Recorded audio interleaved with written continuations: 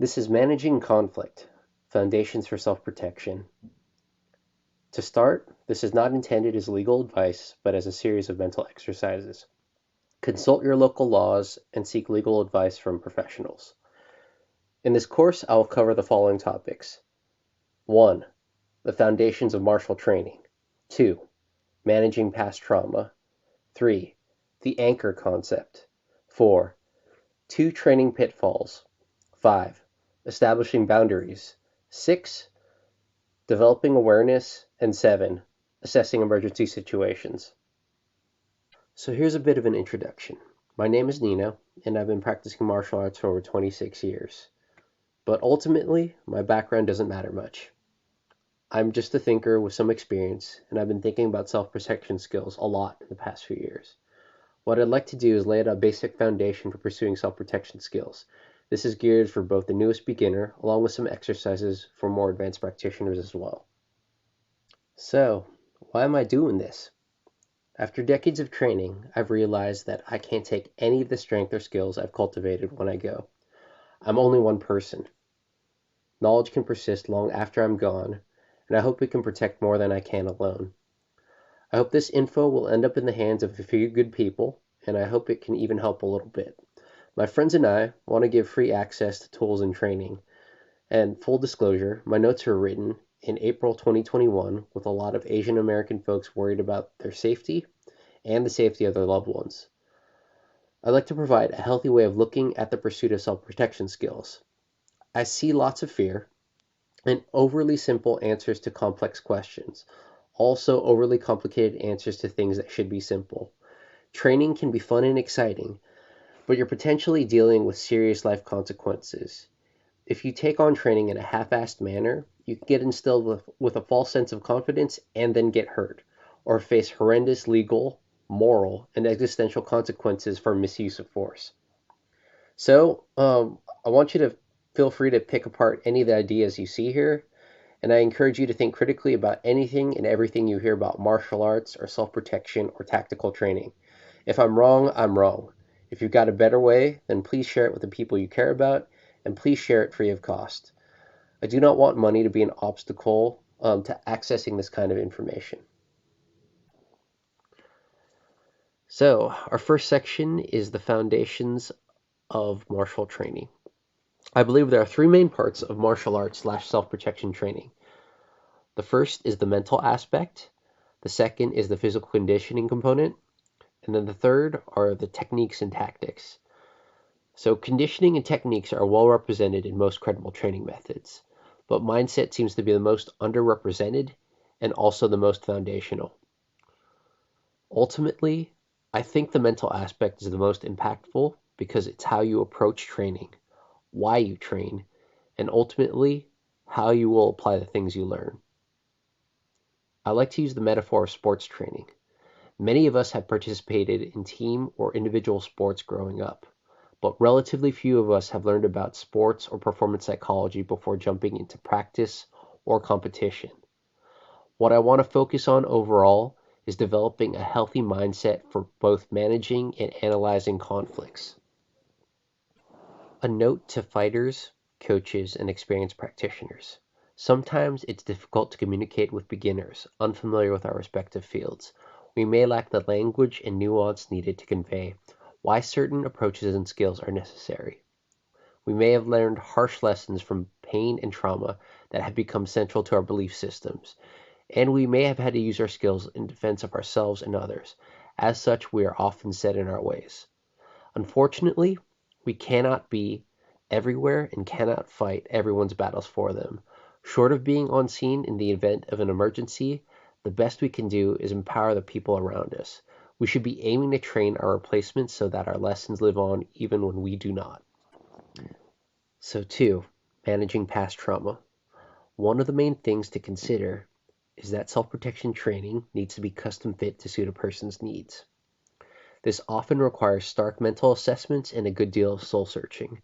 In order to set the stage for developing a mindset for managing conflict, it requires the mental bandwidth to study violence from different viewpoints in a variety of stages. Everyone has dealt with past traumas, some debilitating, and even some unimaginable to others. There are, if there are mental traumas and triggers that are impeding your study and exercise of conflict management, I would recommend seeking professional help if possible. There are various options. There are groups such as the National Alliance on Mental Illness, NAMI, so NAMI, that provide help free of cost via phone, text message, or email. Barring that, it may help to confide in someone you trust. If it helps, think of dealing with the past as similar to physical therapy.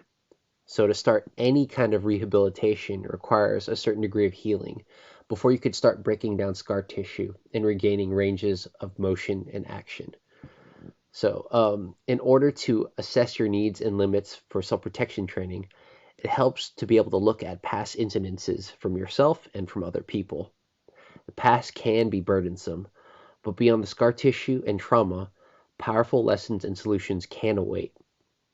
In terms of analyzing past incidences, instead of focusing on the coulds, the woulds, and the shoulds of what we could have done better, I find it more productive to understand the mindset, strategies, and tools of assailants and abusers.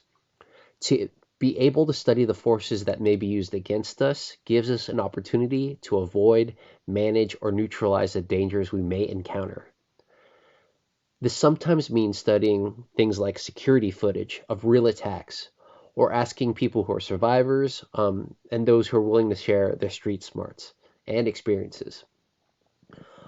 Understanding how assailants ambush unprepared defenders is important, but this can also be very mentally taxing. So, managing your mental health is key in keeping yourself healthy overall.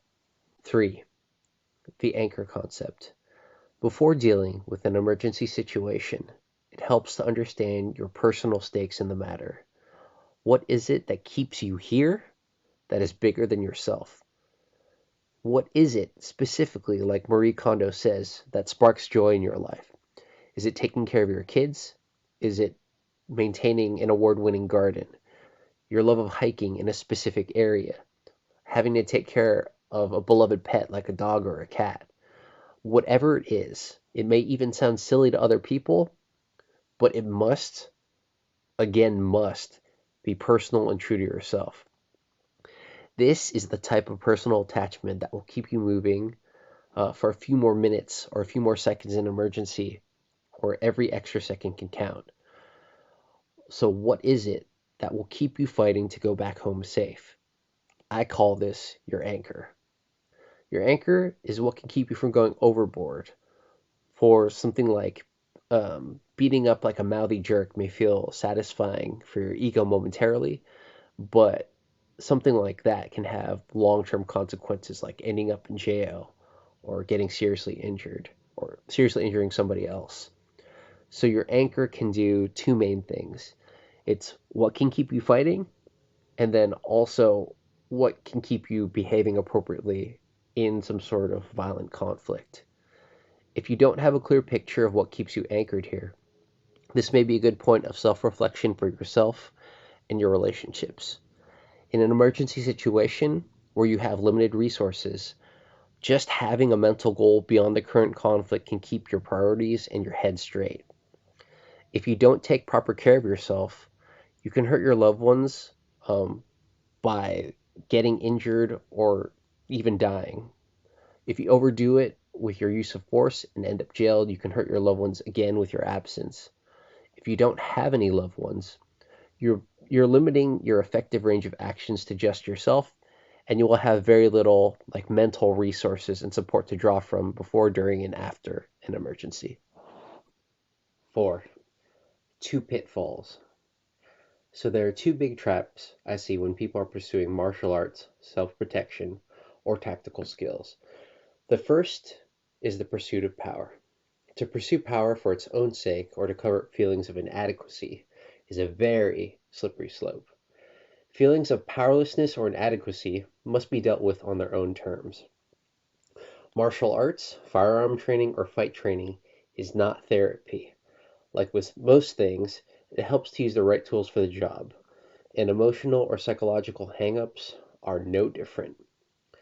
Building on an unstable foundation such as anger issues can lead to abuse or misuse of the power attained via training. Power will not make you a better person. It's just a tool that can be used by any kind of person, whether that person is good, bad, or indifferent. The other pitfall I see is operating from a primary place of fear. I see this in a lot of training where people get ratcheted up so tight that they cannot identify enemies from allies or bystanders from assailants. People end up demonizing or dehumanizing the unfamiliar and will only operate using the most extreme forces. You can end up hurting people unnecessarily, and you'll have to perform the most extreme of mental gymnastics just to try to justify your actions. I urge you to think critically of yourself, your training, and your teachers. One way to counteract the trap of fear is to operate from your commitments. So you have to think, what are you committed about in regards to yourself, your loved ones, and your community? Operating from a place of fear, it gives you a very narrow, focused range of options, but operating from your existing commitments gives you a more positive and powerful context in which you can frame all of your training. It also gives you some sort of framework that exists just beyond yourself and your own well being. 5.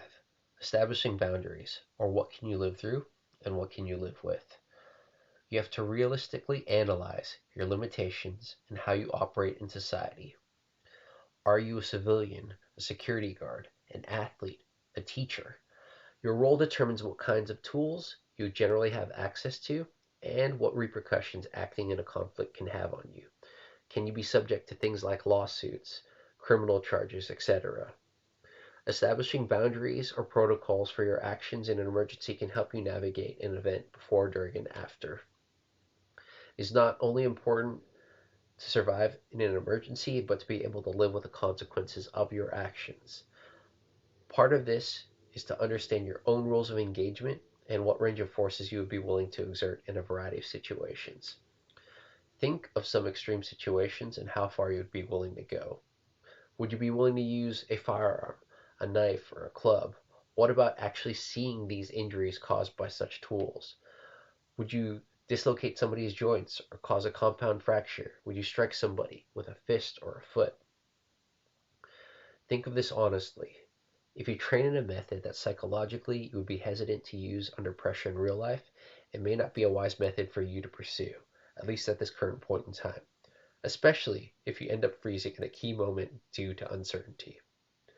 On the other hand, if you overspecialize in an extreme method of force usage, what happens when you come across an event that doesn't require that level of force? Do you stab an uncle for being a loud drunk?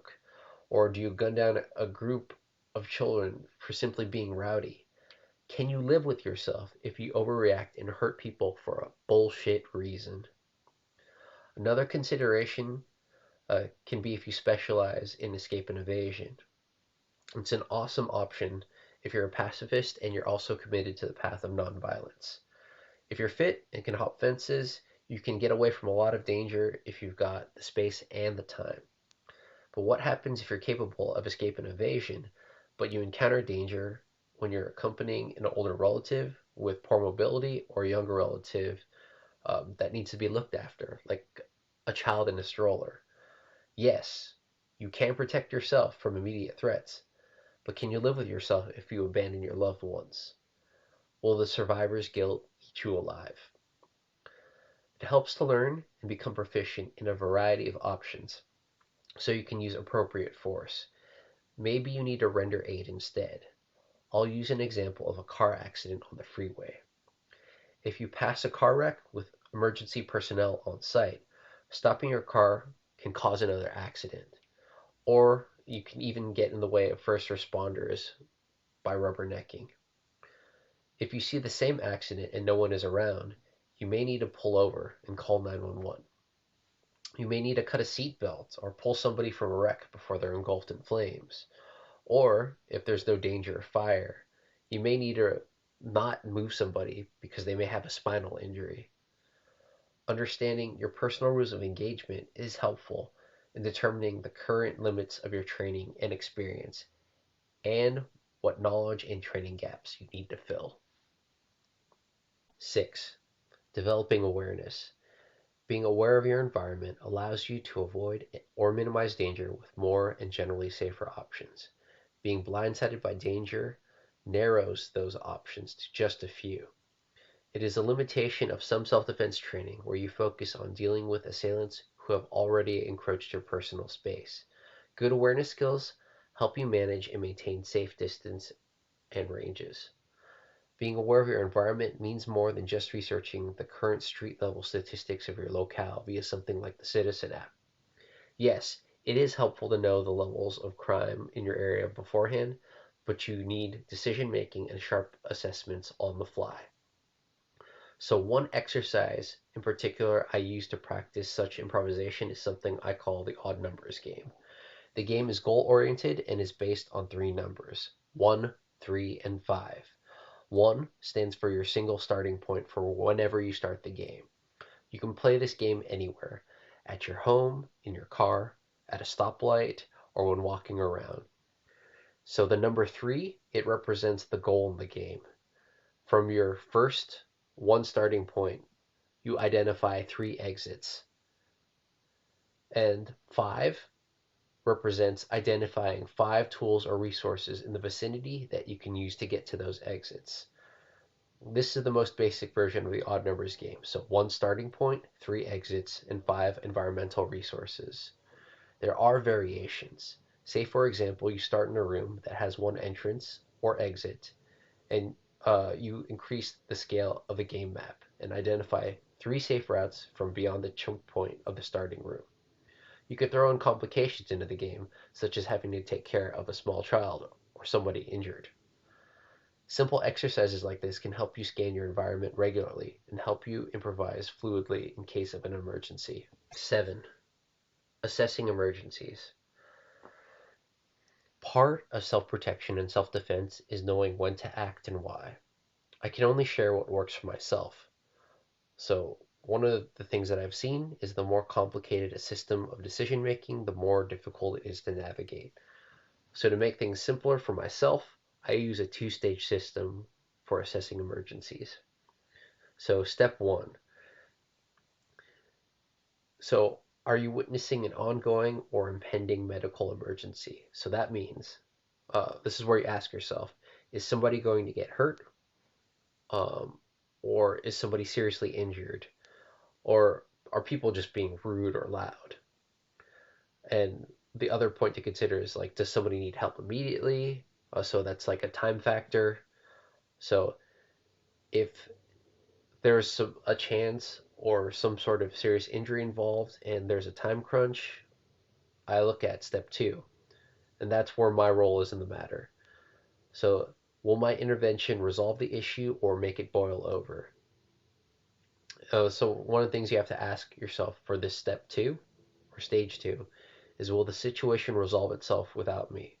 So I've used the example of the car accident. So it's like, is there professional help on site? And do I understand the social context of whatever emergency conflict I'm witnessing? So if bad things will happen if no one else steps in, this is where I look at my own rules of engagement and the resources that I have available. So that's a pretty simple assessment. That first one is medical emergency, yes, no, and then will my intervention make it better? But uh, this is what happens when you look at a complex situation. So let's use this as an example. You walk into a scene with a single person being attacked by a group of 4 to 5 people, with a larger group, say 10 people, looking on. This is where I know a lot of folks would just jump in and defend the lone person. One of the pitfalls in terms of assessing an emergency is that if you act without understanding context, it's very dangerous. There's plenty of stories that I've seen on the news, uh, read in newspapers, that people who play peacemaker, trying to do the right thing or the good thing, trying to break up fights or situations get injured or killed when a crowd turns against them. Uh, Realistically, trying to take on more than one person is a tall order, even if you're like a professional fighter.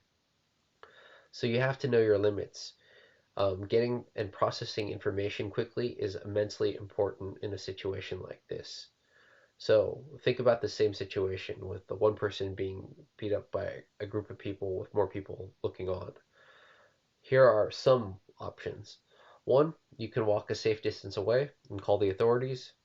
So, knowing you're outmatched, dialing 911. Another option is to ask somebody on the periphery of the larger group what's going on, just to see, like, hey, can you gather some information so you know how to act? So, from those two options, here are some potential outcomes. If you chose option one, the attack continues and the police and ambulance arrive 5 minutes later. The victim is unconscious and potentially comatose by the time they arrive, and they are loaded into the back of the ambulance. So you did the right thing. There is some medical damage, but you took no damage yourself. Two, the second option is asking an onlooker to get some context. Um, so they inform you that the man getting beaten was found molesting a relative and the adults were administering street justice. Then you're at the crossroads of what to do next. Ultimately, with complex situations like these and how things get messy in real life, there are no perfect answers. Sometimes you're forced to act with limited info and limited time, but being able to understand the context of violent encounters is where the awareness skills can thrive. So, the awareness skills of the previous section can buy you time. This way, you can avoid some traps before they spring and surprise you. If it will hurt you to witness innocent people getting injured, I urge you to take precautions. Train your mind, train your body, carry essential resources, and act accordingly. Um, the other thing is, in the aftermath of a violent encounter, regret, guilt, and shame can occur. So even if you don't get injured directly or physically, psychologically, it can be a very tough thing. So there's a very simple assessment I use in cases like these. Um, I asked one question: did I behave in a reasonable manner with the information I had at the time? So without the 2020 hindsight, did I act in a way that is understandable? If you had some failings, even after asking that question, it's an opportunity to learn.